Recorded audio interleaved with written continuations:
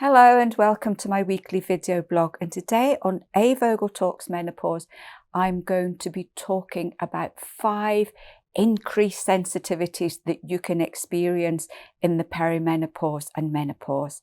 If you like my tips and advice, then please subscribe and remember to hit the bell icon so you can be notified of all my new videos.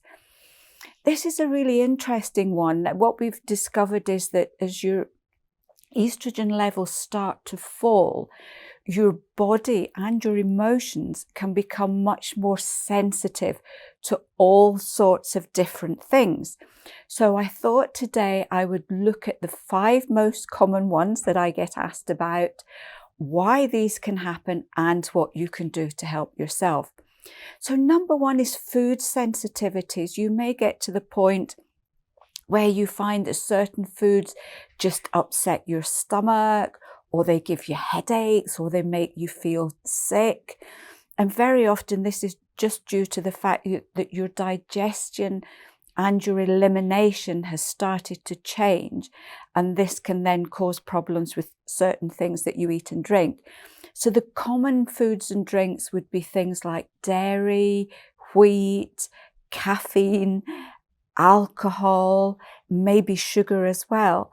So a lot of women find that by cutting these things out, or by cutting them right down, they can actually feel an awful lot better. It can be quite a sad one. I know a lot of you say that, you get quite upset that you can no longer get alcohol, you can no longer take it because you get a really severe hangover the next day, maybe after just one drink of wine. The food angle, a lot of women find that becoming more sensitive to these things, they end up getting bloating, constipation, and occasionally diarrhea too. So with this particular one, look at what is causing the triggers, maybe do a food and drink diary for a few weeks, and then link these to symptoms, and you may find that there is very specifically something that's causing these problems, and then you can at least then start to cut down or maybe cut them out of your diet completely. Number 2 is smell. This is a really interesting one. A lot of women find that their sense of smell gets heightened, and it's a bit like what happens in pregnancy. A lot of women tell me it seems to be exactly the same thing here. So you are much more aware of smells. Smells become stronger, smells that you used to like. And a really good example here is perfume and specific drinks such as caffeine. So a lot of women tell me that they can no longer tolerate the perfume that they've used for years. It might actually make them feel sick. And it's the same with coffee and other strong smells too. With this particular one, as well as falling estrogen just making your sense of smell more acute, the lining, so the mucous membranes in the nose can start to dry a little bit, and this can then affect the smell as well. So with this particular one, especially if you find that your nose seems to be that little bit drier internally, you could look at taking a sea buckthorn oil supplement. For smell itself, if you find that it's the opposite, if you think to yourself, oh, I can't smell things like I used to, then you could look at zinc, because low zinc can sometimes affect your sense of smell. Remember the water, because that's a really important one if the nasal passages are starting to get dry. The other issue that this can have is a lot of women tell me that they have become much more sensitive to their own body odor, and they may suddenly think that they're smelly or not smelling particularly nice. Maybe they think they've got a little bit of BO.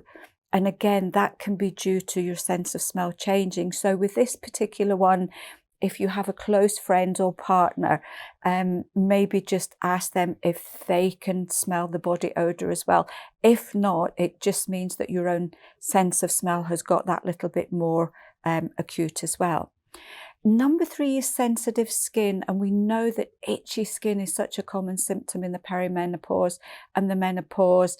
You might find too that you are prone to sunburn, whereas you didn't get sunburn before. You may find that you don't tan now. You might find that you get prickly heat when the weather's really hot. Your skin just gets very itchy and comes out in lumps and bumps.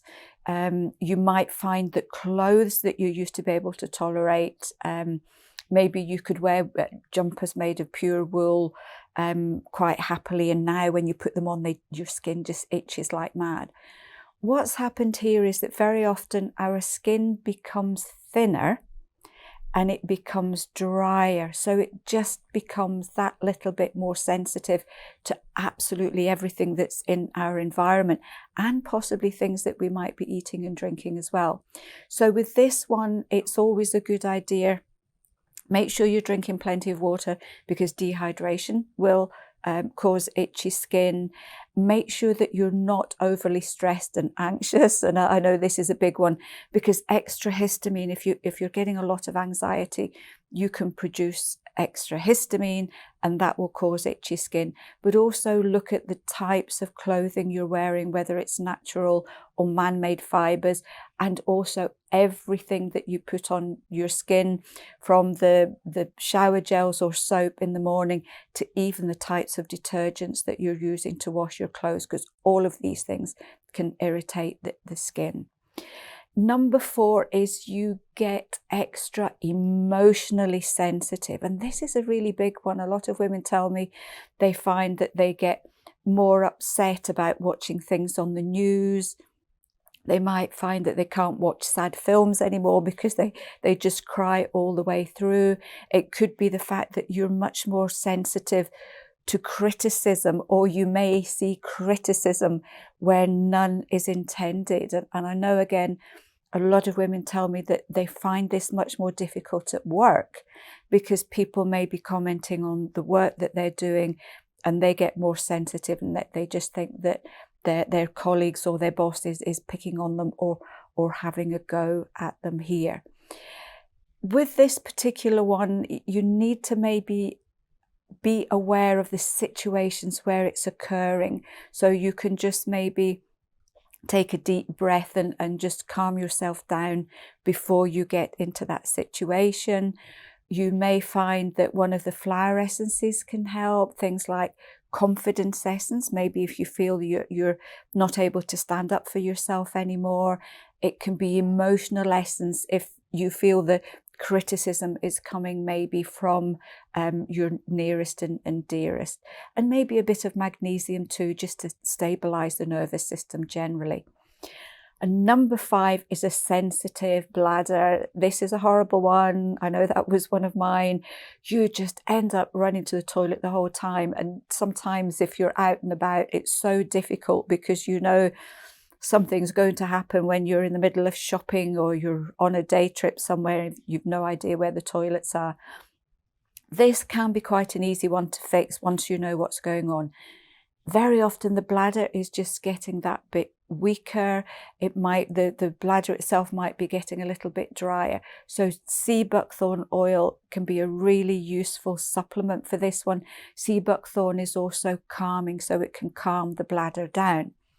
Dehydration is a huge factor, and I find even now that if I don't drink enough water, my bladder will let me know in no uncertain terms.